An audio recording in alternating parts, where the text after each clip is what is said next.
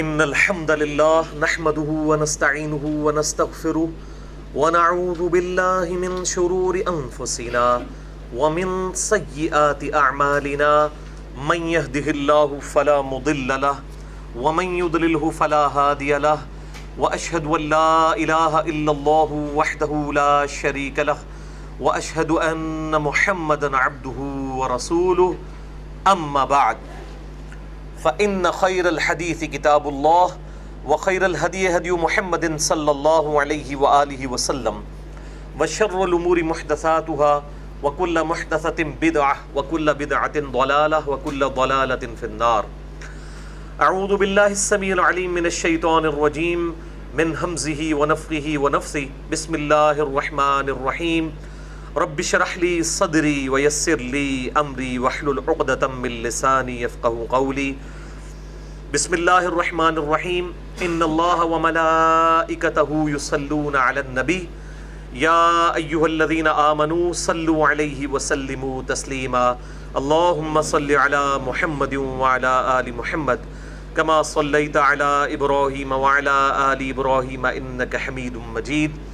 اللهم بارك على محمد وعلى آل محمد كما باركت على إبراهيم وعلى آل إبراهيم إنك حميد مجيد. اللهم ربنا آتنا في الدنيا حسنة وفي الآخرة حسنة وقنا عذاب النار. ربنا آتنا من لدنك رحمة وهيئ لنا من أمرنا رشدا. لا الہ الا انت سبحانک انی کنت من الظالمین. لا حول ولا قوة الا باللہ العلی العظیم. الحمدللہ آج 17 ستمبر 2016 کو ہفتے کے دن قرآن کلاس نمبر 232 میں ہم انشاءاللہ تعالی سورۃ المؤمنون کی آیت نمبر 12 سے آنورڈ شروع کریں گے. اعوذ باللہ من الشیطان الرجیم. بسم اللہ الرحمن الرحیم. اب یہ جو سورۃ المؤمنون کی 5 مسلسل آیات ہیں، آیت نمبر 12 سے لے کر 16 تک، اس میں اللہ تعالیٰ نے ہیومن لائف سائیکل کو بیان فرمایا ہے.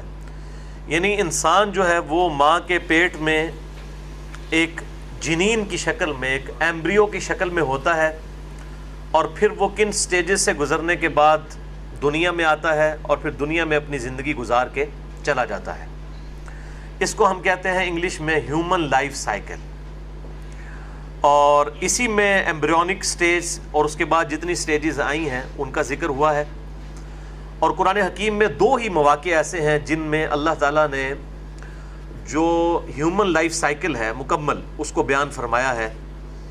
ایک سورۃ الحج کی آیت نمبر 5 میں بڑی ڈیٹیل کے ساتھ، اور دوسرا مقام یہ سورۃ المؤمنون آیت نمبر 12 سے 16 تک 5 آیات میں.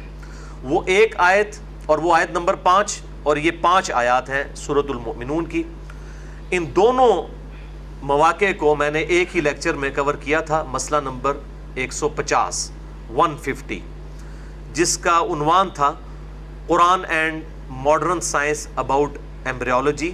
یعنی قرآن اور جو جدید سائنس ہے وہ جنینیات کے علم کے بارے میں کیا کہتی ہے. جنینیات یا ایمبریولوجی کا علم اس علم کو کہتے ہیں جس میں آپ جو بچہ ہے ماں کے پیٹ میں کن سٹیجز سے گزرتا ہے، اس پورے علم کو جنینیات اردو میں ہم کہتے ہیں اور انگلش میں ایمبریولوجی کی فیلڈ. تو اس میں یہ میں آلریڈی بڑی ڈیٹیل کے ساتھ اسے کور کر چکا ہوں، آج اتنی ڈیٹیل میں نہیں جائیں گے. اعوذ باللہ من الشیطان الرجیم. بسم اللہ الرحمن الرحیم. وَلَقَدْ خَلَقْنَا الْإِنسَانَ مِنْ صُلَالَةٍ مِنْ طِينٍ. اور بے شک ہم نے انسان کو پیدا کیا ایک جوہر سے، ایک ایسے سبسٹانس سے جو مٹی سے تھا. یعنی جو مرد کی منی جو کہ عورت کی اووری کو فرٹائل کرتی ہے، جس کی وجہ سے آگے سارا معاملہ چلتا ہے، ان تمام چیزوں کا اوریجن جو ہے وہ مٹی ہے. کیونکہ اسی مٹی سے انسان کی غذا آتی ہے، اسی غذا سے انسان پروان چڑھتا ہے، اسی غذا کے ذریعے یہ سارے کے سارے معاملات چلتے ہیں. اس لیے جب بھی قرآن حکیم یہ بات کرتا ہے کہ مٹی سے انسان کو پیدا کیا، تو اس سے مراد یہ ہے کہ مٹی ہی بیسیکلی وہ سورس ہے جس سے وہ ساری چیزیں آتی ہیں. کہیں قرآن حکیم میں آیا کہ نطفے سے پیدا کیا. اب نطفہ جو ہے اس کا بھی اوریجن بیسیکلی مٹی ہے. ایون دنیا میں کوئی بھی چیز جو انسان اپنے استعمال میں لے کے آتا ہے اس کا اوریجن مٹی ہے. آپ دودھ پیتے ہیں تو اس کا اوریجن بھی مٹی ہے. وہ مٹی جس میں سے وہ گھاس پھوس پیدا ہوا, اس کو گائے یا بھینس نے کھایا اور اس نے پھر دودھ دیا. تو ہر چیز کو اگر آپ ڈیپ ڈگ کرنا شروع کریں گے تو اس کا اوریجن مٹی ہے. اب یہ بات شیطان کو سمجھ نہیں آئی. اس نے کہا کہ آگ جو ہے مٹی سے افضل ہے, حالانکہ مٹی میں اللہ نے وہ خوبیاں رکھی ہیں جو سونے میں بھی نہیں ہیں. یعنی آپ ایک بیج کو اگر سونے میں کیا, دنیا کی اس سے بھی زیادہ اگر کوئی قیمتی دھات ہے پلاٹینیم, اس میں بھی ڈال دیں, اس میں سے کبھی بھی درخت نہیں نکلے گا. لیکن مٹی میں اگر آپ ایک بے قدر بیج بوتے ہیں 6 ارب گنا بڑا درخت بنتا ہے, اور کتنے لوگوں کی غذا کا سبب بنتا ہے. یہ پورے کا پورا نظام جو ہے زمین پہ, جو فوڈ سائیکل ہے, وہ سب کا سب مٹی کے اوپر ڈیپینڈنٹ ہے. تو یہ اللہ تعالیٰ نے اس کو ایسی خوبی دی ہے. اس کے برعکس آگ میں جو بھی چیز ڈالی جائے وہ جل کر فنا ہو جاتی ہے. تو اللہ تعالیٰ نے فرمایا کہ انسان کو بے شک ہم نے مٹی کے جوہر سے پیدا فرمایا. ثم جعلناہ نطفۃ فی قرار مکین, اس کے بعد ہم نے اس کو پانی کی ایک بوند نطفے کی شکل میں ایک بڑے مضبوط مقام پر رکھ دیا. وہ مضبوط مقام رحم مادر ہے, یعنی مدر کی یوٹرس, جس میں اللہ تعالیٰ اس جنین کی پرورش فرماتا ہے. ثم خلقنا النطفۃ علقہ, اس کے بعد اس نطفے کو ہم نے علقہ بنا دیا. یہ علقہ کا جو ورڈ ہے عربی میں, یہ 3 معنوں میں استعمال ہوتا ہے, اور بیک وقت تینوں معنی درست ہیں اس ایمبریو کی جو شکل و صورت ہے اس کے کانٹیکسٹ میں. علقہ کا ایک معنی ہے خون کی پھٹک, کلاٹ آف دا بلڈ, یعنی انیشل سٹیج کے اوپر جو ایمبریو ہے وہ دیکھنے میں ایک بلڈ کلاٹ کی طرح ہوتا ہے. دوسرا علقہ کا مطلب ہے سسپینڈڈ چیز, لٹکی ہوئی چیز. تو شروع میں یہ جو جنین ہے یہ رحم مادر میں جو ہے اس کی یوٹرس کی دیوار کے ساتھ سسپینڈڈ فارم میں ہوتا ہے, جیسا کہ جونک جو ہے وہ چمٹ کے تو خوراک حاصل کرتی ہے خون میں سے, اس طریقے سے یہ ماں کی جو رحم ہے یوٹرس اس میں چپکا ہوا ہوتا ہے. اور تیسرا معنی ہے اس کا لیچ, جسے ہم اردو میں جونک کہتے ہیں, انگلش میں لیچ, عربی میں لیچ کو جونک کو علقہ کہتے ہیں. اور اس ایمبریو کی جو شکل ہے اس وقت وہ بالکل جونک کی مانند ہوتی ہے. اب یہ جو چیزیں ہیں یہ 20ویں صدی سے پہلے کسی کو نہیں پتا تھی, اور اسی وجہ سے پروفیسر کیتھ مور جو ہیں, جو ایمبریولوجی کی فیلڈ میں ایک اتھارٹی مانے جاتے ہیں, ٹورانٹو یونیورسٹی آف کینیڈا, اس کے اندر وہ اسی ڈپارٹمنٹ کے ایک مین پروفیسر ہیں, ابھی زندہ ہیں. انہوں نے ایمبریولوجی کی فیلڈ کے اوپر کئی بکس بھی لکھی ہیں. ان کا میں نے تعارف اسی مسئلہ number 150 Quran and modern science about embryology, Quran اور جدید سائنس جنینیات کے بارے میں کیا کہتی ہے, تو اس میں نے ان کا تعارف بھی کروایا تھا. تو وہ انہی چیزوں کی وجہ سے انہوں نے اسلام قبول کیا. اب الحمدللہ یہ جو ماڈرن سائنس کی ترقی ہے یہ ایک بہت بڑا سورس بن رہی ہے لوگوں کے ریلیجن کی طرف آنے کا. آپ یہ کریڈٹ ضرور دیں گے ماڈرن سائنس کو کہ اس نے لوگوں کو یہ سوچنے پہ مجبور کیا ہے کہ پرپز آف لائف کیا ہے, اس زندگی کا مقصد کیا ہے. آج سے پہلے کا انسان سوچتا ضرور تھا لیکن اتنا سیریسلی نہیں سوچتا تھا, اسی لیے اس وقت پیغمبروں کی ضرورت تھی, اور پے در پے پیغمبر آئے, آج ذکر بھی آئے گا.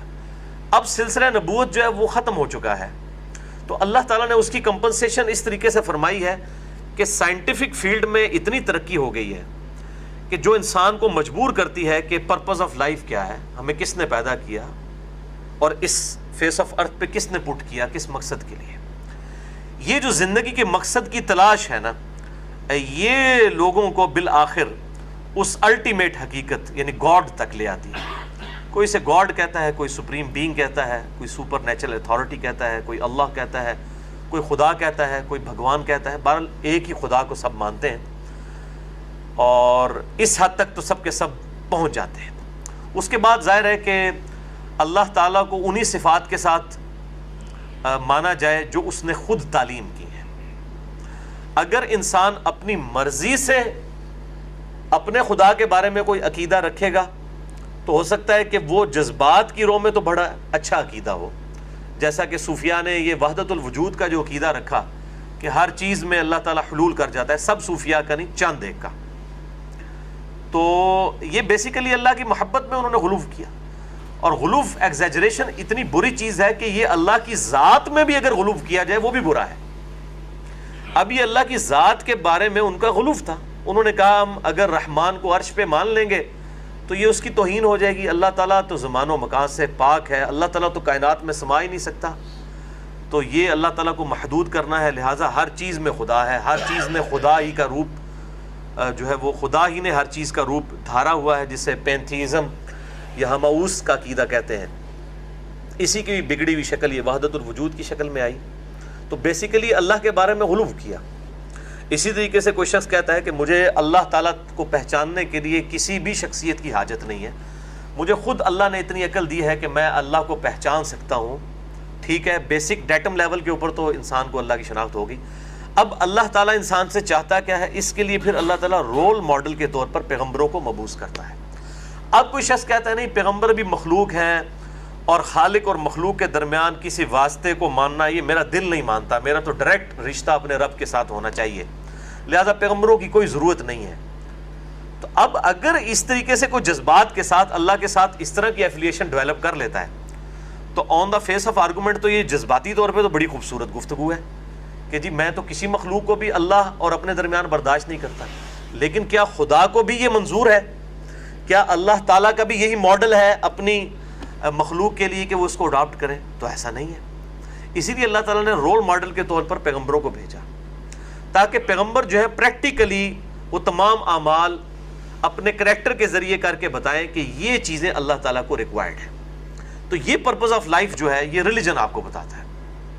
دنیا میں جتنی بھی اخلاقیات اس وقت موجود ہیں سب کو آپ ڈیپ ڈگ کرنا شروع کریں تو ان سب کا اوریجن کوئی نہ کوئی ریلیجن نکلے گا.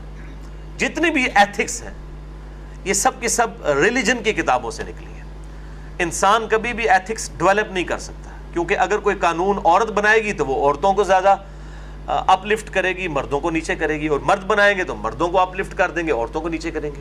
صرف انسان کا خالق خدا جس نے اس کو کریٹ کیا ہے، جو اس کو سب کچھ عطا فرمانے والا ہے، جو اس کی ایک ایک چیز سے واقف ہے، جو اس وقت بھی انسان کو جانتا تھا جب انسان ایک بے قدر پانی تھا، پھر جنین کی شکل میں ان سٹیجز سے ہوتا ہوا ایک انسان بن کے نکلا، وہ اللہ سب سے بہتر سمجھتا ہے کہ مرد و عورت کے کیا حقوق ہونے چاہیے، ماں باپ کا جب ریلیشن شپ ہو اس کے درمیان بیلنس کیا ہوگا، بیوی کے کیا حقوق ہیں. یہ سب کی سب چیزیں خدا ہی بتا سکتا ہے کیونکہ اسی نے پیدا کیا ہے. الا یعلم من خلق وهو اللطیف الخبیر. کیا وہی نہ جانے گا جس نے تمہیں پیدا کیا اور وہ تو بڑا باریک بین ہے اور خبردار ہے. تو یہ چیزیں پھر لوگوں کو گاڈ کی طرف لے کے آتی ہیں، اور ظاہر ہے پھر ہر دور کے اندر اس طرح کے لوگ پیدا ہوتے ہیں. ڈاکٹر مورس بوکائل بھی ایک فرینچ سرجن تھے، انہوں نے بھی قرآن حکیم پہ جب تحقیق کی مسلمان ہوئے. تو یہ سب کی سب چیزیں اس وقت 20ویں اور 21ویں صدی کے اندر ماڈرن سائنس کی برکت سے لوگوں کو ریلیجن کی امپورٹنس کا زیادہ اندازہ ہوا ہے اور قرآن حکیم کے حقائق کھل کر سامنے آئے ہیں. اور اللہ تعالیٰ نے پہلے یہ بات ارشاد فرمائی تھی، سنریہم آیاتنا فی الآفاق وفی انفسہم حتی یتبین لہم انہ الحق. ان قریب ہم ان کی اپنی جانوں میں اور زمین و آسمان میں ان کو ایسی نشانیاں دکھائیں گے کہ ان کو یہ یقین ہو جائے گا یہ حق ہے، پرپسفل کتاب ہے. اور اسی وجہ سے اسلام جو ہے وہ پھیلا ہے. باقی مذاہب بھی پھیل رہے ہیں لیکن جس تیزی کے ساتھ اسلام پھیل رہا ہے اور کوئی مذہب اور کوئی ریلیجن جو ہے اس تیزی سے نہیں پھیل رہا. تو یہ ماڈرن سائنس کی برکتیں ہیں. مسئلہ نمبر 150 میں نے بڑی ڈیٹیل کے ساتھ اس کو بیان بھی کیا ہے.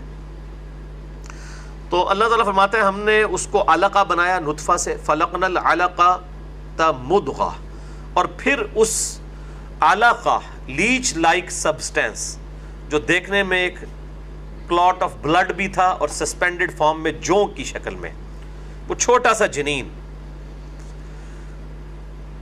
جس کو 20ویں صدی سے پہلے کوئی دیکھ نہیں سکتا تھا. یہ تو الیکٹرانک مائکروسکوپ کی انوینشن کے بعد یہ چیزیں سامنے آئی ہیں. اس سے پہلے لوگ دیکھ بھی نہیں سکتے تھے. اگر کوئی رحم کو چیر بھی لیتا تو اس کو نیکڈ آئی کے ساتھ اس ڈیٹیل کو نہیں دیکھ سکتا تھا. تو پھر ہم نے اس علقہ سے نطفہ سے علقہ، فلقنا العلقۃ مضغہ، اس علقہ سے پھر ہم نے گوشت کی بوٹی بنا دی، فخلقنا المضغۃ عظاما، اور پھر اس جو بوٹی تھی اس سے ہم نے ہڈیاں بنائی، یعنی پہلے بوٹی بنی اور اس بوٹی سے ہڈیاں بنی. یہ جو ترتیب ہے نا، یہ تو سائنس سے پہلے کسی کو پتہ ہی نہیں تھی کہ یہ ترتیب ہے.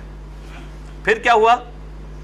فَكَسَوْنَا الْعِظَامَ لَحْمًا، اور پھر ہم نے اس ہڈی کے اوپر گوشت چڑھایا. پہلے گوشت کا لوتھڑا تھا، اس سے ہڈی بنی، اور پھر ہڈی کے اوپر دوبارہ سے گوشت چڑھایا. ثُمَّ أَنشَأْنَاهُ خَلْقًا آخر، پھر اس کے بعد تو ہم نے کوئی اور طرح کی ہی تخلیق کی. اب یہ سائنس کی ڈومین سے باہر ہے. یہ تخلیق کیا ہے؟ یہ تخلیق ہے روح کا پھونکا جانا. اس لیے اللہ تعالیٰ نے اس کو ذکر ہی کسی اور انداز میں کیا ہے، انتہائی شہانہ انداز میں، کہ اس کے بعد تو پھر ہم نے کوئی اور ہی تخلیق کر دی. یعنی 4 مہینے تک دیکھنے میں وہ ایک گوشت کا لوتھڑا تھا جس کے اوپر وہ چیزیں نمایاں ہونی شروع ہوئیں. اس میں زندگی تو موجود تھی، کسی حد تک جان بھی موجود تھی، لیکن وہ اپنی ایکٹیویٹیز کرنے کے قابل کس وقت ہوا؟ جب ہم نے اس کو ثم انشأناہ خلقا آخر، کوئی اور ہی اٹھان پھر ہم نے اسے اٹھایا، جو بخاری و مسلم کی متفق علیہ حدیث ہے کہ 4 جب مہینے گزر جاتے ہیں ماں کے پیٹ میں بچے کو، پھر اللہ تعالیٰ اس میں روح پھونک دیتا ہے. اور پھر مسئلہ تقدیر کے حوالے سے اس میں اور چیزیں بھی ہیں جو میں نے مسئلہ نمبر 103 104 A B C میں بیان کی ہیں. 7 گھنٹے کی گفتگو ہے انسان کی پیدائش کا مقصد اور مسئلہ تقدیر. فتبارک اللہ احسن الخالقین، تو کیا ہی بابرکت ہے وہ اللہ جو سب سے بہترین بنانے والا ہے. اب وہ سب سے بہترین بنانے والا، یہ روح والا معاملہ کوئی نہیں کر سکتا. آج بھی کئی لوگ جب بیمار ہوتے ہیں وینٹیلیٹر کے اوپر چڑھایا جاتا ہے، اور پھر وہ خبر آتی ہے ڈاکٹرز کی طرف سے کہ میڈیکلی ڈیڈ ہو چکا ہے. سانسیں چل رہی ہیں، دل بھی چل رہا ہے، سانس بھی چل رہا ہے اس وینٹیلیٹر کی وجہ سے، لیکن وہ کہتے ہیں کہ جی یہ میڈیکلی ڈیڈ ہے. اب وہ میڈیکلی ڈیڈ کس طرح ہے؟ اس کے اندر آخر کون سی ایسی چیز ہے جو نکل گئی ہے؟ وہ روح ہے، نکل گئی. تو کیا ہی بہتر تخلیق فرمانے والا ہے، بابرکت ہے وہ ذات اللہ. ثم انکم بعد ذلک لمیتون، پھر اس کے بعد تم ایک زندگی گزار کر ضرور مر جانے والے ہو جاتے ہو. ثم انکم یوم القیامت تبعثون، اور پھر اس کے بعد بے شک تمہیں قیامت والے دن دوبارہ اٹھا لیا جائے گا. یہ ہے پورا کا پورا انسان کا ایک لائف سائیکل، کہ انسان پیدا ہوتا ہے، زندگی گزارتا ہے. پھر سورۃ الحج کی آیت نمبر 5 میں تو مزید بھی آیا تھا کہ تم میں سے کوئی جوانی کی عمر میں فوت ہو جاتا ہے، کچھ بڑھاپے کی عمر تک لوٹایا جاتا ہے، تاکہ بہت کچھ جاننے کے بعد بالکل انجان ہو جائے. کتنے بڑے بڑے فلاسفرز ہیں، جب بڑھاپے کی عمر کو پہنچتے ہیں تو ان کا ذہنی توازن بھی اتنا نہیں رہتا، اور انسان پریشان ہو جاتا ہے کہ یہی وہ شخص تھا جس کو بڑے پیشن کے ساتھ اس کی اپنی ینگ ایج میں یا میچورٹی کی لائف میں دیکھا گیا تھا. تو اس کے بعد پھر تمہیں دوبارہ اٹھائے گا. اب ظاہر ہے اس کے اندر امپلائڈ ہے کہ یہ سب کی سب چیزیں کسی مقصد کے لیے، یہ جو اللہ تعالیٰ نے سارا معاملہ کیا یہ کوئی کھیل تماشا نہیں ہے بلکہ با مقصد ہے. وما خلقنا السماوات والارض وما بینہما لاعبین، ہم نے جو کچھ زمین و آسمان میں اور جو کچھ ان کے درمیان ہے کوئی کھیل کے لیے تو پیدا نہیں کیا. اس کے بعد تمہیں اٹھایا جائے گا. اٹھا کر پھر کیا ہوگا؟ حساب و کتاب. اور وہ اسی صورت کا جب کنکلوژن آئے گا نا سورۃ المومنون کا، تو وہ سخت ترین آیت آئے گی قرآن کی. افحسبتم انما خلقناکم عبثا وانکم الینا لا ترجعون، کیا انسان تو نے گمان کیا ہم نے تجھے ویسے ہی پیدا کر دیا اور تو نے مر کے ہماری طرف لوٹ کر نہیں آنا؟ یعنی دنیا میں فضول کام تو تم لوگ بھی نہیں کرتے ہو. اللہ نے اتنی سیریس کریشن انسان کی شکل میں کی ہے، تو اس کا وہ مقصد تو ہے تمہیں لوٹ کے ہمارے پاس آنا ہے. تو لوٹ کر آنا ہے تو ظاہر ہے پھر تو الٹیمیٹ وکٹری کا دن ہے. یوم التغابن اسے کہا گیا ہے، جس کے نام پہ پوری سورت ہے، سورۃ التغابن. تغابن عربی میں کہتے ہیں ہار اور جیت کے فیصلے کا دن. یوم التغابن قیامت کے دن کو کہا گیا کہ یہ وہ دن ہے جس دن جو جیتا وہ اس دن جیتا، جو ہارا وہ اس دن ہارا. اصل جیت یہ ہے کہ اس دن کوئی شخص جیت جائے، اور اصل ہار یہ ہے کہ اس دن کوئی شخص ہار جائے. تو یوم التغابن سے کہا گیا. وَلَقَدْ خَلَقْنَا فَوْقَكُمْ سَبْعَ طَرَائِقَ، اور بے شک ہم نے آسمان پر تمہارے سر کے اوپر 7 راستے بنا دیے. وَمَا كُنَّا عَنِ الْخَلْقِ الْغَافِلِينَ، اور ہم اپنی خلقت سے غافل نہیں ہیں. یعنی اللہ تعالیٰ فرماتا ہے ہم کوئی غافل نہیں ہے مخلوق سے. اب یہ جو ذکر آیا کہ یہ 7 اللہ تعالیٰ نے راستے بنا دیے ہیں، اب یہ آپ سمجھ لیں کہ اس کی ڈیٹیلز جو ہے اس وقت متشابہات میں ہی داخل ہے. یہ اب اللہ تعالیٰ کو پتہ ہے کہ اس کی حقیقت کیا ہے، یا وقت گزرنے کے ساتھ جب سائنس اپنے عروج کو پہنچ جائے تو پھر یہ بات پتہ چل سکتی ہے کہ یہ 7 راستے کون سے ہیں جو اللہ تعالیٰ نے بنائے ہیں. بہرحال سائنٹسٹ ہمیں فزکس کی فیلڈ کے جو لوگ ہیں وہ بتاتے ہیں کہ ایسے راستے آسمانوں میں موجود ہیں کہ اگر ان راستوں پر سفر کیا جائے تو ہزاروں سال کا جو سفر ہے وہ ایک سیکنڈ کے کتنویں ہزارویں حصے کے اندر بھی طے ہو سکتا ہے. اور یہ اب بلیک ہولز ایک پوری ایک سمجھ لیں علیحدہ سے ایک سائنس ہے. اب یہ 7 راستے کیا ہیں، وقت کے ساتھ ساتھ یہ بات کھلے گی. وَأَنزَلْنَا مِنَ السَّمَاءِ مَاءً، اور ہم نے آسمان سے پانی نازل فرمایا، بِقَدَرٍ، ایک اندازے کے مطابق، یعنی جتنی ریکوائرمنٹ تھی اس کے مطابق. کیونکہ اگر ضرورت سے زیادہ بھی آ جائے تب بھی سیلاب آ جائے گا، وہ پانی مفید ہونے کی بجائے الٹا جو ہے مصیبت کا باعث بن جائے گا. فَأَسْكَنَّاهُ فِي الْأَرْضِ، پھر ہم نے اسے زمین میں ٹھہرا لیا. یعنی زمین اس پانی کو چوس لیتی ہے، اس کی وجہ سے تر و تازہ ہو جاتی ہے، پھر اس میں سے سبزے اور اس طریقے سے باغات اور کھیتیاں اور درخت اگتے ہیں. اور وہی جب ڈیپ لیول کے اوپر چلی جاتی ہے تو وہ پانی ہم پھر پورا سال استعمال کرتے رہتے ہیں.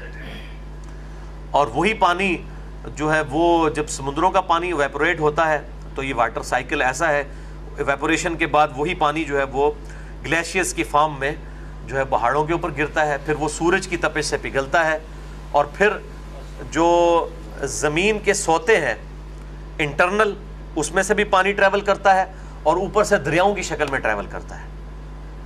آپ کو حیرانگی ہوگی کہ یہ ہم جو ڈیمز کی بات کرتے ہیں، تربیلا ڈیم بھی دنیا کے چند بڑے ڈیمز میں سے ہے، اور ہمارے اس پنجاب کی سرزمین میں ہر سال سینکڑوں تربیلا ڈیم کے برابر ہم پانی زمین سے نکالتے ہیں جو ہم نے نہیں سٹور کیا ہوا.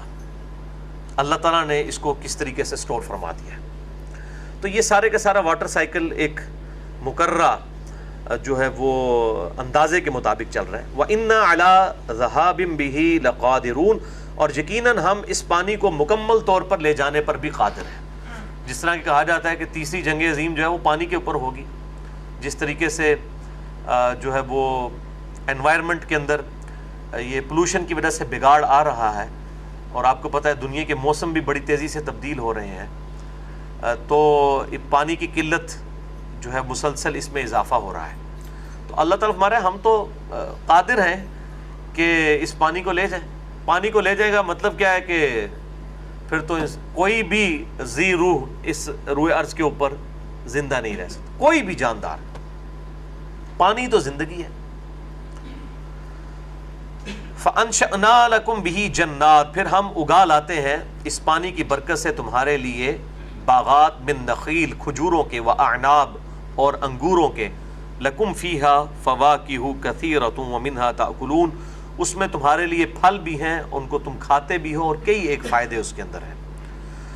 وَشَجَرَةً تَخْرُجُ مِن طُورِ سِینَاءَ، اور وہ درخت جو کہ طور سینا پہ اگتا ہے، یعنی وہاں پر پرٹیکولر، ویسے تو یہ ہمارے علاقوں میں بھی پایا جاتا ہے، وہ زیتون اس کی طرف اشارہ ہے جس کی اللہ تعالیٰ نے قسم بھی یاد فرمائی ہے، والتین والزیتون. تنبت بالدہن والصبغ للعاقلین، وہ تیل لیے ہوئے یعنی زیتون کا تیل لیے ہوئے اگتا ہے، اور وہ سالن بھی ہے کھانے والوں کے لیے.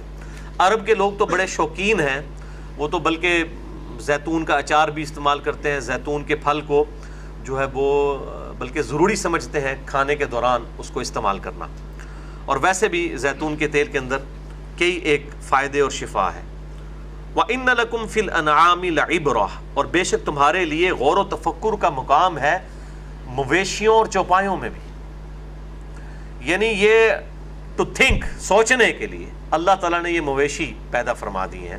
نسقیکم مما فی بطونہا، ہم پلاتے ہیں تمہیں ان کے پیٹوں میں سے، یعنی دودھ. وَلَكُمْ فِيهَا مَنَافِعُ، اور اس میں تمہارے لیے اور بھی کئی نفع بخش چیزیں ہیں. کثیرۃ، کئی ایک. وَمِنْهَا تَأْكُلُونَ، اور انہی چوپایوں کا گوشت بھی تم کھاتے ہو. یہ جناب دودھ اتنی بڑی چیز ہے کہ اگر آپ اس پہ غور و تفکر کریں تو پوری انسانیت دودھ کے اوپر چل رہی ہے. بلکہ ہر جاندار اگر دودھ ختم کر دینا تو کوئی بچہ بڑا نہیں ہو سکتا. اب یہ چاہے پاؤڈر والا دودھ ہو، چاہے وہ لیکوڈ دودھ ہو، یہ بہرحال یہ نیچرل ریسورسز سے ہی حاصل کیا جاتا ہے. پوری انسانیت اسی دودھ کے اوپر ڈیپینڈنٹ ہے. آپ دودھ دنیا سے ختم کر دیں کوئی بچہ بڑا ہی نہیں ہو سکتا. یعنی 2 سال تک تو پرٹیکولرلی اس کی جو افزائش ہے وہ دودھ کے اوپر ہی ہوتی ہے. اس کے بعد یہ پوری زندگی دودھ ہماری ضرورت ہے، چاہے وہ چائے کی شکل میں ہو، چاہے وہ آئس کریم کی شکل میں ہو، چاہے وہ کسی میٹھے کی شکل میں ہو. دودھ کی ضرورت انسان کو پوری زندگی رہتی ہے، اور انیشلی تو بہت زیادہ ضرورت ہے. اس وقت تو دودھ کے علاوہ اور کوئی غذا ہی آپ بچے کو دے نہیں سکتے. تو یہ بہت بڑا اللہ کا معجزہ ہے، اور اللہ تعالیٰ بار بار اس کا ذکر بڑے شد و مد کے ساتھ قرآن حکیم میں فرماتا ہے اس دودھ کا. اور آپ یہ دیکھیں یہ دودھ بڑے معجزانہ طور پہ پیدا ہوتا ہے. جب یہ بھینس کا جو تھن بھر جاتا ہے، اگر آپ اس کو اس وقت کاٹیں اس میں دودھ نہیں نکلے گا، خون ہی نکلے گا. یہ ایگزیکٹ اسی لمحات میں بن کے نکل رہا ہوتا ہے. یہ اللہ تعالیٰ کی طرف سے ایک خاص معجزانہ اس کی پیدائش ہوتی ہے دودھ کی. تو اللہ تعالیٰ فرماتا ہے یہ اس کے پیٹوں میں سے دودھ تمہیں پلاتے ہیں، اور اس میں تمہارے لیے اور بھی کئی فائدے ہیں، اور کھاتے بھی ہو تم. ان مویشیوں کو کھا بھی لیتے ہو. جب دودھ دینا بند کر دیں، بیمار ہو جائیں تو ذبح کر کے کھا بھی لیے جاتے ہیں. تو یہ سب کی سب غذا زمین سے آ رہی ہے. زمین کی خوراک سے ہی وہ جانور پرورش پاتے ہیں، ان میں سے ہم دودھ بھی حاصل کرتے ہیں اور گوشت بھی. وَعَلَيْهَا وَعَلَى الْفُلْكِ تُحْمَلُونَ، اور تم ان پر سواری بھی کرتے ہو، اور کشتیوں پہ بھی تم سوار ہوتے ہو. یعنی آپ کھا بھی رہے ہیں گوشت، دودھ بھی پی رہے ہیں، اور الٹا سواری بھی کر رہے ہیں، سواری کے طور پہ بھی یوٹیلائز کر رہے ہیں. بلکہ یہ جو ڈیٹیل سے سورۃ النحل قرآن حکیم میں 2 صورتیں ہیں جس میں اللہ تعالیٰ نے فزیکل فینومینا آف نیچر، جو قانون قدرت ہیں، اللہ تعالیٰ کی نعمتیں گنوائی ہیں. ایک سورۃ النحل اور دوسری سورہ روم. اور سورۃ النحل میں تو اللہ تعالیٰ نے فرمایا کہ یہ جو جانور ہیں یہ تمہارے لیے تو عزت کا باعث بنتے ہیں. جب تمہیں ان کو تم صبح چرانے کے لیے لے جاتے ہو، جب شام کے وقت لے کے آتے ہو، ان کی کھال سے تم اون حاصل کرتے ہو، اور ایک ایک چیز اس کی گنوائی ہے. اور پھر اس میں یہ بھی الفاظ ہیں کہ یہ تمہارا سامان ان جگہوں پہ بھی اٹھا کے لے جاتے ہیں کہ جہاں پر تم بڑی مشقت کے بعد بھی چاہو تو خود نہیں جا سکتے. ایون آج کے اس ماڈرن دور میں بھی کئی پہاڑی علاقے ایسے ہیں کہ جہاں پر سڑکیں نہیں بنی ہوئی اور پہاڑی راستوں پر انسان وزن اٹھا کے نہیں جا سکتا، وہاں پر خچروں کے ذریعے اور گدھوں کے ذریعے جو ہے وہ سامان اٹھایا جاتا ہے. اور یہ تو میں آپ کو بتا رہا ہوں پہاڑی علاقہ جات. اسی طریقے سے جو ریگستانی علاقے ہیں جن میں سفر کیا جاتا ہے، آج بھی بدو لوگ جب سفر کرتے ہیں اونٹ کے اوپر سفر کرتے ہیں. اور اونٹ کو اللہ نے ڈیزائن ہی اس طرح کا کیا ہے کہ یہ 1 مہینے تک بغیر پانی پیے زندہ رہ سکتا ہے. 1 مہینے تک پانی یہ اپنے پیٹ میں سٹور کر لیتا ہے. اب ظاہر ہے کہ اگر انسان جو ہے اونٹ کے اوپر اس کے پینے کا پانی بھی لا دے اور اپنے پینے کا پانی بھی لا دے 1 مہینے کا، پھر تو اونٹ جو ہے ٹور بیٹھا، وہ اپنا ہی نہیں چوک سکتا اتنا پانی. پورا ٹینکر آپ کو اس کے اوپر لادنا پڑے گا، تو وہ آپ کو تو نہیں اٹھا کے جا سکتا. اور پھر اللہ تعالیٰ نے اس کی ایسی ریکوائرمنٹ پوری کر دی ہے کہ وہ اس کے پیٹ میں سٹور رہتا ہے. آپ بس اپنے پینے کا پانی جو ہے اس کے اوپر لاد لیں اور آپ ریگستان پہ بے فکر ہو کے سفر کریں. ورنہ ریگستان میں پانی تو نہیں ملنا، موت ہی موت ہے.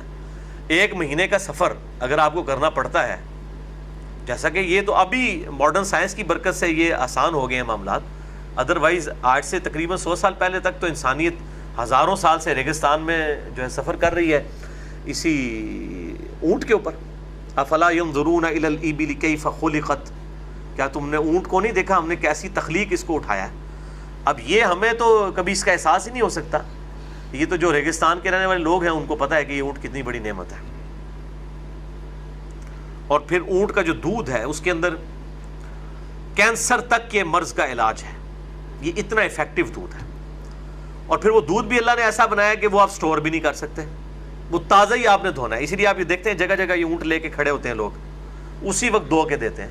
وہ کوئی آپ کے ساتھ نیکی نہیں کر رہے ہوتے تازہ دودھ دینے کی, بیسیکلی دودھ خراب ہو جاتا ہے اونٹ کا, وہ سٹور ہو ہی نہیں سکتا, اس لیے وہ چند گھنٹوں کے لیے وہ ٹھیک رہتا ہے, وہ اسی وقت دھو کے دیتے ہیں. اب یہ دیکھیں کہ وہ چند گھنٹوں باہر نکلے گا, چند گھنٹوں کے لیے رہے گا, اور اگر وہ اونٹنی کے پستان میں رہے تو چاہے جتنی دیر مرضی رہے. آپ یہ تربوز دیکھیں, تربوز کی ڈھیریاں لگی ہوتی ہیں گرمیوں میں, 4-4 5-5 دن بلکہ 1-1 1.5 ہفتہ تک وہی تربوز پڑے ہوتے ہیں نا باہر. آپ اس میں سے کوئی ایک تربوز کاٹ لیں, 1 دن سے زیادہ نہیں نکالے گا. جب تک وہ اس خول کے اندر بند ہے 2 ہفتے بھی خراب نہیں ہوگا, چاہے فریج میں رکھے چاہے باہر پڑا رہے.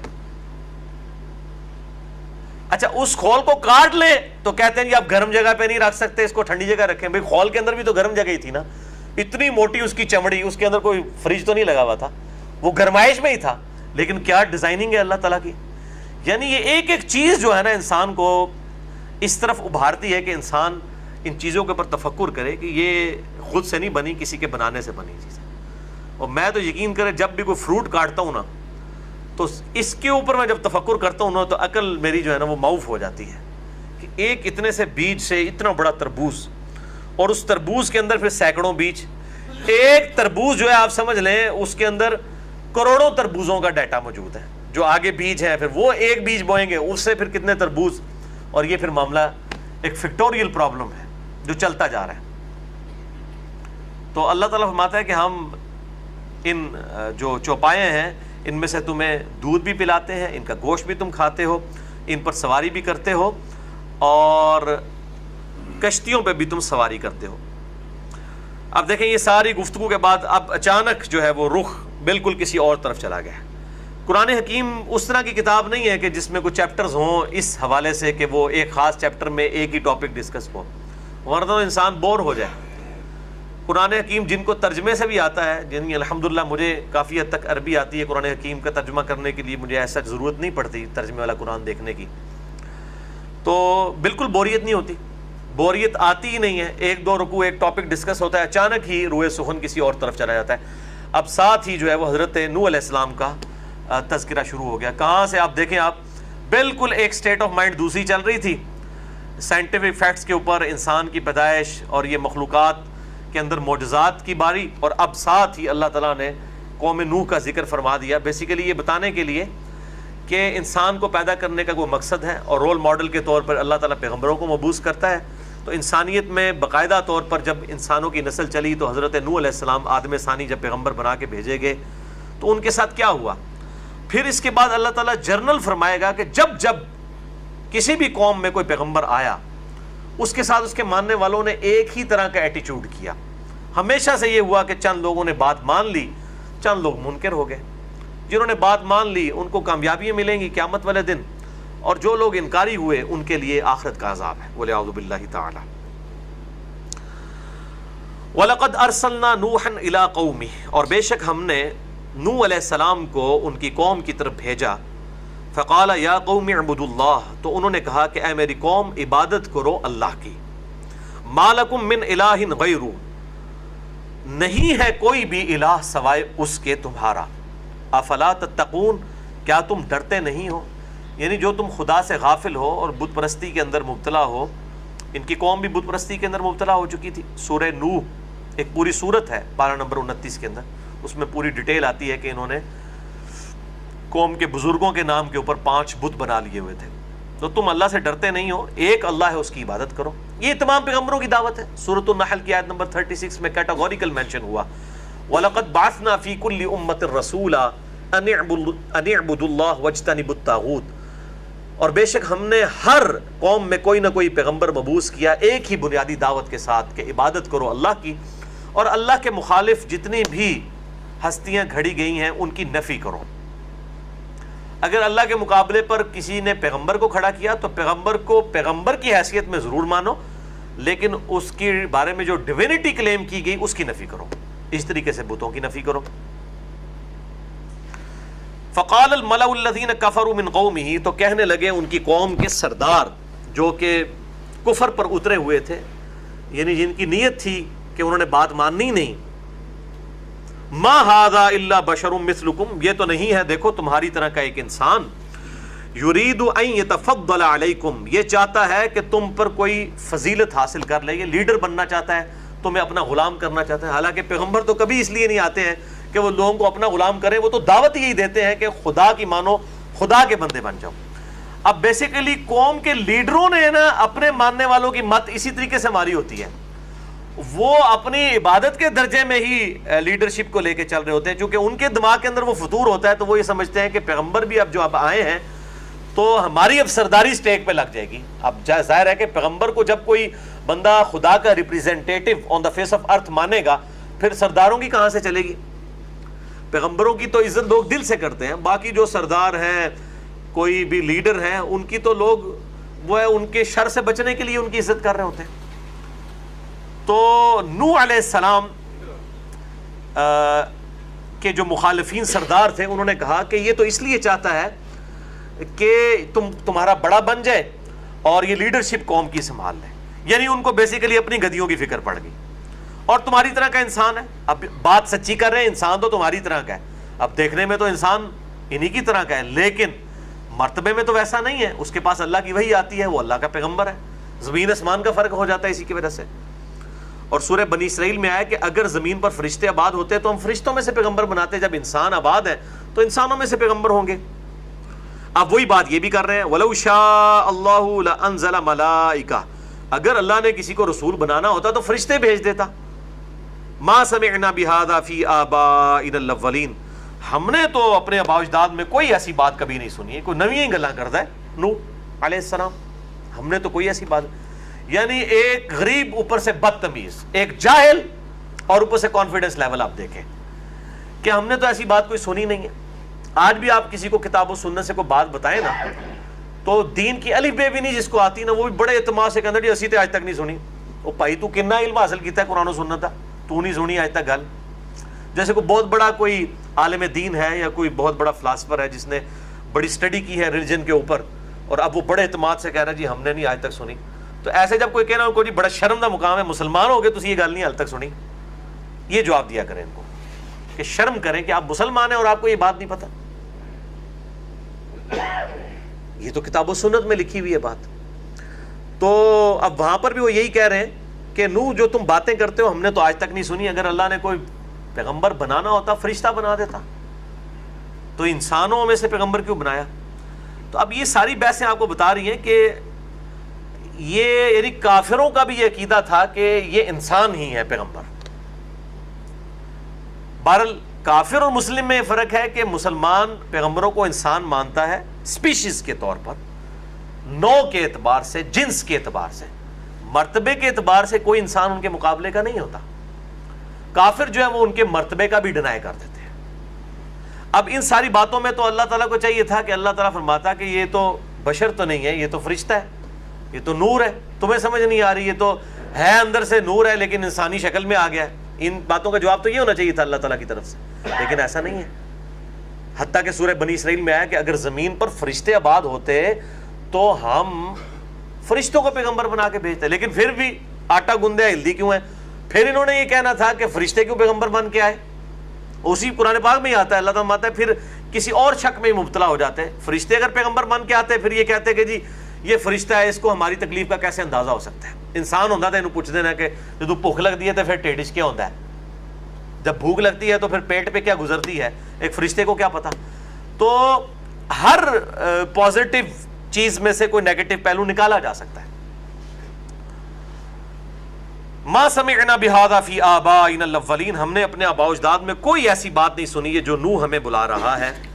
ان ہوا الا رجل بہ جنہ، یہ ایک ایسا مرد ہے لگتا ہے جسے کوئی جنون ہو گیا ہے، کوئی جن اس سے چمٹ گیا ہے، اس کا کوئی ذہنی توازن بگڑ گیا ہے۔ فتربصوا، تو انتظار کرو بہ اس کا، حتی حین، یہاں تک کہ یہ ختم ہو جائے گا، یعنی کب تک زندہ رہے گا، اسے بھی تو موت آنی ہے، چلا جائے گا۔ اب حضرت نوح علیہ السلام نے 950 سال تک تبلیغ کی ہے اور صرف 78 لوگ ان پر ایمان لے کر آئے، جو ہمیں اسرائیلی روایات سے پتہ چلتا ہے۔ ایز اے لاسٹ ریزارٹ پھر انہوں نے اپنے رب کے حضور دعا کی ہے، قال رب انصرنی بما کذبون، انہوں نے کہا ہے میرے رب تو ہی میری مدد فرما. یہ تو میری بات ماننے کے لیے تیار ہی نہیں ہے. ظاہر ہے جی 950 سال جس بندے نے محنت کی ہو وہ جسٹیفائی ہے کہ وہ یہ بات کرے, وہ کنکلوڈ کر لے. کوئی 9.5 دن کی بات نہیں, 9.5 ہفتوں, 9.5 مہینوں, 9.5 سالوں کی بات نہیں, 950 سال جس بندے نے تبلیغ کی ہے وہ واقعی کنکلوڈ کر سکتا ہے کہ یہ ان تلوں میں اب تیل نہیں ہے. فَأَوْحَيْنَا إِلَيْهِ أَنِ اصْنَعِ الْفُلْكَ بِأَعْيُنِنَا وَوَحْيِنَا. تو ہم نے نوح علیہ السلام کو وحی کی کہ ایک کشتی تم بناؤ ہماری آنکھوں کے سامنے اور ہماری وحی کے مطابق, ہماری انسٹرکشنز کے ساتھ. آپ ذرا نوح علیہ السلام کے ساتھ محبت کا انداز اللہ کا دیکھیں. اللہ تعالیٰ ماتا ہے ہماری نظروں کے سامنے تم بناؤ, اور انسٹرکشنز بھی ہم دیں گے کہ اتنی لینتھ ویڈتھ رکھنی ہے اس کی. اس پہ ویسے ہالی ووڈ نے ایک فلم بھی بنائی ہے, میں نے اس کے کچھ کلپس دیکھے ہیں, کمال نوحہ کے نام سے, جس میں انہوں نے واقعی وہ کشتی بنا کے جس طریقے سے اسے فلمایا ہے. یہ میں ان لوگوں کے لیے بتا رہا ہوں جو ہالی ووڈ کی فلمیں دیکھتے ہیں تو یہ بھی دیکھ لیں نوحہ, تاکہ تھوڑا ریلیجن کا بھی ان کو نوحہ ہو جائے. تو باقیوں نے میرے کہنے پہ دیکھنی کوئی نہیں, نہ میں ان کو ترغیب دلا رہا ہوں. تو ہماری آنکھوں کے سامنے اور ہماری وحی کے ساتھ. فَإِذَا جَاءَ أَمْرُنَا, پس جب ہمارا حکم آ جائے یعنی عذاب کے بارے میں, مفارت تنور, اور تندور جو ہے یہ ابل پڑے. یعنی یہ نشانی تھی کہ جب تندور میں سے جس میں آگ جلائی جاتی ہے اس میں سے اگر پانی پھوٹ پڑے تو سمجھ لو کہ اللہ کی طرف سے عذاب آ گیا. عذاب ایسا ہے کہ آسمان سے بارش اور زمین نے بھی پانی اگل دیا. فَاسْلُكْ فِيهَا مِن كُلِّ زَوْجٍ اثْنَيْنِ, تو تم اس وقت جب یہ ابل پڑے تندور تو پھر ظاہر ہے اس کے بعد اتنے دنوں کے اندر اندر یہ پانی پھیلنا شروع ہو جائے گا. تو پھر اللہ تعالیٰ فرمایا جب یہ نشانی ظاہر ہو تو تم ہر جاندار کا ایک جوڑا اس میں رکھ لینا. وَأَهْلَكَ إِلَّا مَنْ سَبَقَ عَلَيْهِ الْقَوْلِ, اور ہلاک کر دیے جائیں گے سب کے سب. اچھا یہ میں اس کے اوپر ایک اور طرف میری توجہ چلی گئی, میں وہ یہاں پر کلیئر کر دوں کہ جاوید احمد غامدی صاحب نے اسی کانٹیکسٹ میں ایک ان کا کلپ بھی چڑھا ہوا ہے, جب ان سے کسی نے سوال کیا کہ قرآن حکیم میں کہیں لکھا ہوا ہے کہ تمام جانداروں کے جوڑے حضرت نوح علیہ السلام نے سوار کر لیے. تو انہوں نے کہا جی قرآن حکیم میں یہ نہیں لکھا ہوا, وہ تو اللہ تعالیٰ نے ان کو کہا تھا کہ اپنی ضرورت کا سامان جو ہے نا تم 2-4 مرغیاں یعنی کوئی باربیکیو بنانا واسطے کوئی اس طرح کی چیزیں رکھ لو, کوئی راشن پانی رکھ لو. وہ کہتے ہیں وہ تو راشن پانی کا ذکر ہے, یہ کہاں ہے, اتنی مخلوقات ہیں تو ان کے بارے میں کوئی قرآن میں ذکر نہیں. یہ بالکل قرآن پاک میں کلیئر کٹ ہے, من کل زوج اثنین, ہر جاندار کا جوڑا تم اس کے اوپر سوار کر لو. یہ غامدی صاحب کو ٹینشن لینے کی ضرورت نہیں ہے, نہ مجھے ٹینشن لینے کی ضرورت ہے. یہ اللہ تعالیٰ کی قدرت ہے کہ اس نے یہ تمام کی تمام چیزیں کس طریقے سے سوار کروائیں. اور اگر آپ وہ ہالی ووڈ کی فلم دیکھیں گے نا نوحہ, اس میں انہوں نے یہ سین بھی فلمایا ہے, آپ حیران ہو جائیں گے دیکھ کے کہ پوری دنیا کی مخلوقات, سانپ آ کے سوار ہو رہے ہیں, بکریاں, اور پتہ نہیں وہ انہوں نے کیسے اس کو فلمایا ہے. بالکل ریئل ہی لگتا ہے کہ وہ اسی طریقے سے ہوا ہوگا. ہر قسم کی مخلوقات جو ہے وہ کشتی, وہ بہت بڑی کشتی تھی, وہ چھوٹی سی کشتی نہیں تھی. تو اللہ تعالیٰ ماتا ہے ان تمام چیزوں کے جوڑوں کو اس پر سوار کر لو. وہ اہل کا, اور اپنے گھر والوں کو بھی, اپنے اہل کو بھی. الا من سبق علیہ القول, قول منہم, سوائے ان کے بارے میں کہ جن کے بارے میں پہلے قول گزر چکا ہے. یعنی اللہ تعالیٰ نے فیصلہ کر دیا ہے کہ جو کافر ہیں تو وہ 2 تھے, ایک ان کی بیوی تھی اور ایک ان کا بیٹا تھا جس نے اسلام قبول نہیں کیا, وہ غرق کر دیے گئے, وہ سوار نہیں ہو سکے. اس کا ذکر بھی قرآن حکیم میں مختلف صورتوں میں آتا ہے.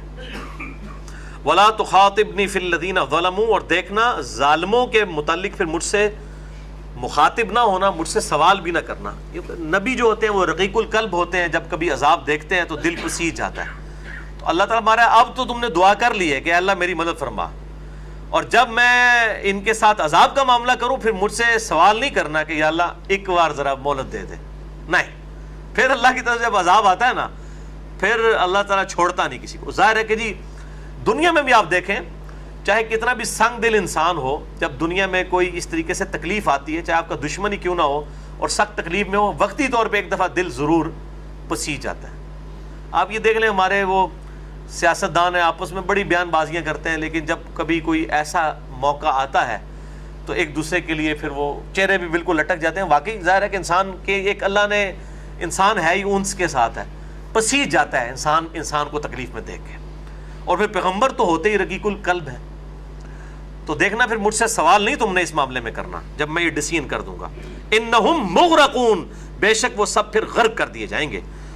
فاذ استویت, پھر جب تم اچھی طرح بیٹھ جاؤ, انت تم ومن معک, اور جو تمہارے ساتھی ہیں, علی الفلک, اس کشتی پر, فقل الحمد للہ الذی نجانا من القوم الظالمین, پھر اس کے بعد تم دعا کرنا کہ پاک ہے وہ ذات, تمام تعریفیں اس اللہ کے لیے ہیں جس نے ہمیں نجات دی اس ظالم قوم سے. وقل ربی انزلنی منزلا مبارکا, اور اے رب ہمارے, اے میرے رب ہمیں نازل کرنا, اتارنا بابرکت جگہ پر, وانت خیر المنزلین, اور تو سب سے بہتر اتارنے والا ہے. اب ظاہر ہے کہ اس کی ڈیٹیل تو کئی جگہ قرآن حکیم میں, سورہ ہود کے اندر, سورہ یونس کے اندر, سورۃ الاعراف کے اندر, کہ وہ بالکل پہاڑوں جتنی موجیں تھیں جن کے اوپر یہ کشتی جو ہے وہ ہفتوں تک, کئی مہینوں تک, اب اس کی ڈیٹیل تو نہیں آتی, وہ تیرتی رہی. اور اللہ تعالیٰ نے, اور پھر اس میں سورہ ہود میں تو دعا بھی آئی, بسم اللہ مجریہا و مرساہا ان ربی لغفور رحیم, اور یہاں پر بھی یہ دعا انہوں نے کیا, اللہ مجھے کسی بابرکت زمین کے اوپر اتارنا. ان فی ذلک لآیات وان کنا لمبتلین, بے شک اس کے اندر ہے نشانیاں, اور ہم ضرور اپنے بندوں کو آزمائش میں ڈالتے ہیں. یہ ہے اصل میں کانٹے کی بات. آزمائش میرے بھائی سب پہ آنی ہے, اگر پیغمبروں پہ آئی ہے تو کسی پہ بھی آ سکتی ہے. وَلَنَبْلُوَنَّكُمْ بِشَيْءٍ مِّنَ الْخَوْفِ وَالْجُوعِ وَنَقْصٍ مِّنَ الْأَمْوَالِ وَالْأَنفُسِ وَالثَّمَرَاتِ, ضرور آزمایا جائے گا, بھوک کے ذریعے, خوف کے ذریعے, جان اور مال میں نقصان کے ذریعے, اور اس کے بعد بشارت ہے پھر صبر کرنے والوں کے لیے. آزمائش شرط ہے. ثم انشأنا من بعدهم قرنا آخرین, اور اس کے بعد پھر ہم نے کئی ایک جو ہے جماعتیں پیدا فرما دی. یعنی قوم نوح ہلاک ہوئی, ہمیشہ سے ایسا ہی ہوا ہے کہ ایک قوم میں سے جب اہل ایمان بچائے جاتے ہیں اور کفار کو ہلاک کر دیا جاتا ہے, کچھ وقت گزرتا ہے تو اہل ایمان میں پھر دو گروہ پیدا ہو جاتے ہیں, ایمان والے اور منکر. پھر اللہ پیغمبر بھیجتا ہے اور ایمان والوں کے لیے ڈھارس ہوتی ہے اور لوگوں کے لیے اصلاح کا ذریعہ بنتا ہے, اور پھر کافر ہوتے ہیں, وہ ہلاک کر دیے جاتے ہیں, پھر ان ایمان والوں کی نسل میں سے پھر دو گروہ پیدا ہوتے ہیں. یہ سلسلہ چلتا جاتا ہے. اب وہ رسولوں کی دعوت, کمبائنڈ دعوت کا ذکر بڑی ڈیٹیل کے ساتھ آئے گا کہ تمام رسولوں کے ساتھ یہی ہوا, کچھ ماننے والے ہو گئے, کچھ انکاری ہو گئے. اس میں میں نے الگ سے رسولوں کے تعارف پہ, رسولوں کی تعداد کیا ہے, انبیاء اور رسول میں فرق کیا ہے, بڑی ڈیٹیل سے مسئلہ نمبر 114 ریکارڈ کروایا ہے اہل سنت پاک.com پہ. رسولوں کی دعوت, شیطان سے آخری ملاقات اور قبر کے 4 سوال, 3 نہیں 4 سوال, مسئلہ نمبر 114. تو اللہ تعالیٰ ماتا ہے پھر ہم نے اس کے بعد کئی ایک قومیں اٹھائیں. فَأَرْسَلْنَا فِيهِمْ رُسُولًا مِّنْهُمْ, اور ہم نے ان میں کئی رسولوں کو بھیجا. أَنِ اعْبُدُوا اللَّهَ, اسی دعوت کے ساتھ کہ عبادت کرو اللہ کی. مَا لَكُم مِّنْ إِلَٰهٍ غَيْرُهُ, اور نہیں ہے کوئی الہ اس کے سوا تمہارا. أَفَلَا تَتَّقُونَ, تو کیا تم اس شرک کے انجام سے ڈرتے نہیں ہو. وَقَالَ الْمَلَأُ مِنْ قَوْمِهِ, تمام نبیوں کے ساتھ ایسا ہی ہوا کہ ان کی قوم کے سرداروں نے کہا, الذین کفروا, جو کفر کرنے والے تھے, وَكَذَّبُوا بِلِقَاءِ الْآخِرَةِ, اور آخرت میں اللہ کی ملاقات کے منکر تھے. وَأَتْرَفْنَاهُمْ فِي الْحَيَاةِ الدُّنْيَا, اور ہم نے ان کو دنیا کی زندگی میں بڑی خوشحالی بھی دی تھی. مَا هَذَا إِلَّا بَشَرٌ مِثْلُكُمْ, یہ تو نہیں ہے تمہاری طرح کا انسان. اب بات تو ٹھیک ہے, دیکھنے میں تو ان کی طرح کا انسان ہے, لیکن مرتبے میں نہیں. وہ اللہ کا پیغمبر ہے, اللہ کی وحی ان پر آتی ہے, اور انسان اس لیے بنایا تاکہ تمہارے لیے آئیڈیل بنے. الا بشر مثلکم, تمہاری طرح کا انسان. یاکل مما تاکلون, یہ کھاتا ہے اسی میں سے جس میں سے تم کھاتے ہو. من ہو, اسی میں سے. ویشرب مما تشربون, اور یہ پیتا ہے اس میں سے جو تم پیتے ہو. یعنی کھانا پینا تمہاری طرح کا ہے, تو پھر اس کو کیا فضیلت تم پر حاصل ہے. اب ان سرداروں سے کوئی پوچھے کہ تم بھی تو وہی کھا پی رہے ہو, تو تم کیوں سردار بن کے بیٹھے ہوئے ہو لوگوں کے. تو انسان اپنے گریبان میں کبھی نہیں جھانکتا. تو ان کی سرداری چونکہ سٹیک پہ لگی ہوئی تھی, اس لیے انہوں نے کہا پیغمبروں کو نہ مانو, پیغمبروں کو نہ مانو, پیغمبروں کو نہ مانو. اور یہ اسی طریقے سے آج بھی اگر کوئی دعوت حق لے کے اٹھتا ہے نا, تو سب سے پہلے دین کی دعوت اگر دی جائے گی، دین کے لیے حق کی آواز بلند کی جائے گی، تو سب سے زیادہ کس کے پیٹ میں درد ہوگا؟ علماء کے، کیونکہ انہوں نے لوگوں کو اپنا غلام بنایا ہوا ہے نا، ان کی سرداری سٹیک کے اوپر لگی ہے. اس لیے جب بھی کوئی حق کی آواز بلند ہوگی نا تو سب سے پہلے لوگ کہیں گے کہ جی فلاں کو نہ سنیں، یہ تو بہت گمراہ ہے، بچ کے رہو، یہ کرو. یہ سیم مینٹیلٹی ہے، وہ کسی نہ کسی شکل میں ظاہر ہو جاتی ہے. وَلَئِنْ أَطَعْتُمْ بَشَرًا مِثْلُكُمْ، دیکھو اگر تم پیروی کرنے لگ پڑو گے اپنے ہی جیسے ایک انسان کی، إِنَّكُمْ إِذًا لَخَاسِرُونَ، تو تم تو بڑے نقصان اٹھانے والے ہو. أَيَعِدُكُمْ أَنَّكُمْ إِذَا مِتْتُمْ وَكُنْتُمْ تُرَابًا، کیا یہ تمہیں یہ وعدہ دیتا ہے کہ کیا جب تم مر کر مٹی ہو جاؤ گے، وَعِظَامًا، اور تمہاری ہڈیاں ہو جائیں گی، أَنَّكُمْ مُخْرَجُونَ، اور تمہیں دوبارہ قبر سے نکال لیا جائے گا. یعنی تمہیں بتاتا ہے کہ مرنے کے بعد دوبارہ زندگی ہوگی. یہ جو پیغمبر تمہیں بتاتے ہیں، ہیہات لما توعدون، یہ بڑی عقل سے بعید بات ہے، بڑی عقل سے بعید بات ہے، یہ ہو ہی نہیں سکتا جس کا تمہیں وعدہ دیا جا رہا ہے. ان ہی الا حیاتنا الدنیا نموت ونحیا، یہ تو نہیں مگر یہ دنیا کی زندگی ہے جس میں ہم زندہ ہوتے ہیں اور مر جاتے ہیں. وما نحن بمبعوثین، اور ہمیں دوبارہ تو اٹھایا نہیں جانا. ان ہوا الا رجل افترى علی اللہ کذبا، یہ تو ایک ایسا شخص ہے، یہ پیغمبر، ہر شخص کے بارے میں جو پیغمبر بنا کے بھیجا گیا اس کے بارے میں یہی ورڈنگ انہوں نے دی. یہ تو ایسا مرد ہے کہ جس نے باندھا ہے اللہ پر جھوٹ. وما نحن له بمؤمنین، اور ہم اس پر کبھی بھی ایمان لانے والے نہیں ہیں. اچھا، مختلف قسم کے کفار رہے ہیں، ایسے کافر بھی رہے ہیں جنہوں نے ڈینائل آف گاڈ کی ہے. یہ ان کافروں کا ذکر نہیں ہے، یہ گاڈ کے ماننے والے ہیں. ایسے کافر بھی ہیں جنہوں نے گاڈ کو تو مانا، خدا کو تو مانا، لیکن مرنے کے بعد دوبارہ زندہ کیے جانے کو، اس کا انکار کیا. یہ ان کافروں کا ذکر ہے جو کہتے ہیں یہ دنیا کی زندگی ہے، مر جائیں گے بس ختم، ہڈیاں بن جائیں گی ختم، دوبارہ ہم زندہ نہیں کیے جائیں گے. اللہ پر یہ جھوٹ باندھ رہا ہے. اللہ نے اس دنیا کی زندگی بنائی ہے، تو اللہ کو مانتے تھے، لیکن جو مرنے کے بعد کی زندگی ہے اس کو وہ نہیں مانتے تھے.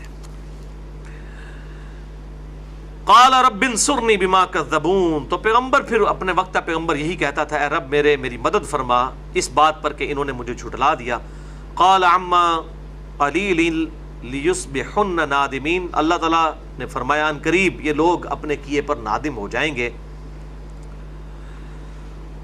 فأخذتهم الصیحۃ بالحق، تو پھر آ پکڑا ان کو چنگھاڑ نے حق کے ساتھ. فجعلناہم غثاء، پھر اللہ تعالیٰ نے ان کو خس و خاش خاک بنا کر رکھ دیا، ان کی خاک اڑا کر رکھ دی عذاب کے ساتھ.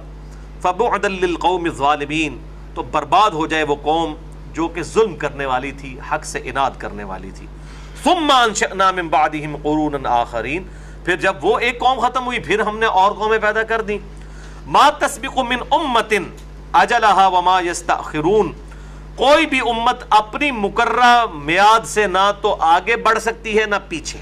جو اللہ نے ڈیسٹنی ان کی مقرر کی ہے کہ اتنے سال کے لیے، اتنی صدیوں کے لیے ہم نے اس قوم کو اٹھانا ہے. قوموں کی بھی موت ہو جاتی ہے، ایک تو ایک انڈیویجول کی موت، قوموں کی بھی موت. بڑی بڑی نیشنز اٹھی اور پھر ان کے اوپر موت. اب رومن امپائر جو اٹھی، 2/3 دنیا پہ انہوں نے حکومت کی کئی سو سال تک، اسلام کے ذریعے ان کا قلع کما ہوا. پھر مسلمانوں نے 1000 سال تک عیاشی کی. پھر اس قوم کا بھی آپ دیکھ لیں کیا حشر ہوا. پھر انگریز جن کی یعنی سلطنت میں سورج ہی غروب نہیں ہوتا تھا، اتنی پھیلی ہوئی سلطنت تھی، انہوں نے عروج دیکھا، پوری دنیا کے اندر حکومت کی. ہمارے سب کانٹیننٹ میں بھی ان کی حکومت، پھر ان پہ بھی زوال آیا. آپ دیکھ لیں انگلینڈ کتنا ہے، ٹھیک ہے، پاکستان سے بھی چھوٹا ہے اس کا رقبہ، تو کہاں اتنی بڑی سلطنت. پھر رشیا، اتنی بڑی دنیا پہ قبضہ کیا، ان کا زوال تو ہم نے اپنی آنکھوں کے سامنے دیکھا. تو اللہ تعالیٰ قومیں پیدا کرتا ہے، ان کو عروج دیتا ہے، پھر زوال. یہ ایک ہسٹوگرام یوں چلتی رہتی ہے، یعنی لائف سائیکل سٹارٹ ہوتا ہے، پھر اپنے ایپیکس کو، پھر ڈاؤن فال، پھر ختم. یہ ہر ایک چیز کے ساتھ ہوتا ہے لائف سائیکل کا معاملہ. تو کوئی امت بھی اپنی مقررہ میعاد سے آگے نہ بڑھ سکی نہ پیچھے. ثم ارسلنا رسولنا تترا، پھر ہم پے در پے رسولوں کا سلسلہ یوں فرماتے رہے. کلما جاء امۃ رسولها، جب کبھی بھی کسی بھی امت کے پاس ان کا رسول آیا، کذبوہ، انہوں نے اس کو جھٹلایا. فاتبعنا بعضهم بعضا، تو ہم بعض کو ایک دوسرے کے بعد ہم ہلاک کرتے رہے، وجعلناہم احادیث، اور ہم نے ان کو پھر اگلوں کی باتیں بنا کر رکھ دیا، بس داستانیں ان کی رہ گئیں، رسولوں کا انکار کرتے رہے، قومیں ہلاک ہوتی رہیں، اور ان کی داستانیں آج باقی ہیں کھنڈرات کی شکل میں۔ فبعدا للقوم لا یؤمنون، پس پھٹکار ہو اللہ تعالیٰ کی ان قوموں پر جو ایمان نہیں لاتے۔ ثم ارسلنا موسیٰ واخاہ ہارون، اس کے بعد ہم نے موسیٰ علیہ السلام اور ان کے بھائی ہارون کو بھیجا بآیاتنا، اپنی روشن آیات کے ساتھ، نشانیوں کے ساتھ، وسلطان مبین، اور واضح دلائل کے ساتھ، الی فرعون، فرعون کی طرف۔ اس کی بھی 300 سال کی حکومت تھی، اس پہ بھی زوال آنا تھا، تو اللہ تعالیٰ نے 2 اشخاص کو پیغمبر بنا کے بھیجا اور پوری ان کی امپائر ختم کروا دی۔ کتنی بڑی امپائر تھی، پیرامڈز ان کے آج تک موجود ہیں گیزا کے اندر، تو ان کو بھی ختم کروایا، اور اس شخص سے ختم کروایا جس کی زبان میں بھی لغنت تھی، اس کی پرورش بھی اس کے گھر میں کروائی۔ الی فرعون وملئہ، فرعون کی طرف اور ان کے سرداروں کی طرف۔ فاستکبروا وکانوا قوما عالین، تو انہوں نے بھی تکبر کیا اور بڑے سرکش لوگ تھے۔ فقالوا انؤمن لبشرین مثلنا، وہ کہنے لگے کہ ہم ایمان لیں اپنے ہی جیسے 2 انسانوں پر۔ وقومہما لنا عابدون، جبکہ ان کی قوم تو خود ہماری غلام ہے، یعنی بنی اسرائیل ہماری غلام ہے، اور اسی غلام قوم میں سے یہ 2 پیدا ہوئے ہیں، اور یہ کہتے ہیں کہ نہیں بنی اسرائیل کو آپ ہمارے حوالے کر دو، یعنی غلاموں کی کیا اوقات۔ اب یہ اس قسم کی وہ گفتگو کرتے تھے، یہ ہمارے جو ہے ان کے، یہ ہمارے عابدون، اچھا یہ عابدون کا ترجمہ میں نے غلام کیا ہے، وہ عبادت تو نہیں کرتے، بنی اسرائیل ہے تو مطلب موحد ہی تھے، لیکن وہ حکومتی طور پہ تو ان کے غلام تھے۔ تو یہ جو حکومتی شرک ہے، شرک فی الملک، یہ بھی شرک کی ایک فارم ہے کہ انسان جو ہے وہ عبادت تو خدا کی کر رہا ہو، لیکن ایسی حکومت کے تابع رہ رہا ہو کہ جس کے قوانین اسلام کے خلاف ہوں، تو کسی نہ کسی درجے میں یہ بھی شرک کی کیٹیگری میں فال کرتا ہے۔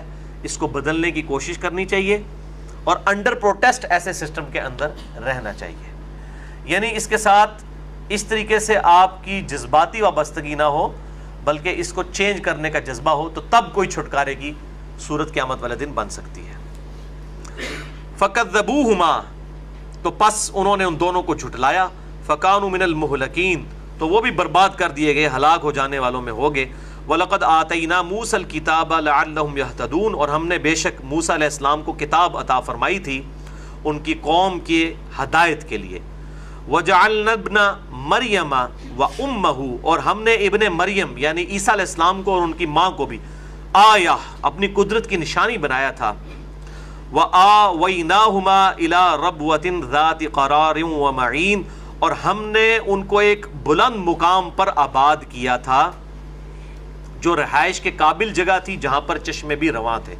یعنی وہ شروع میں اس کا ڈیٹیل سورہ مریم کے اندر ڈیٹیل آتی ہے، تو یہی وہ لفظ ہے ربوہ، جس سے یہ قادیانیوں نے اپنی اس جگہ کا نام ربوہ رکھا ہے، یعنی ایک بلند مقام۔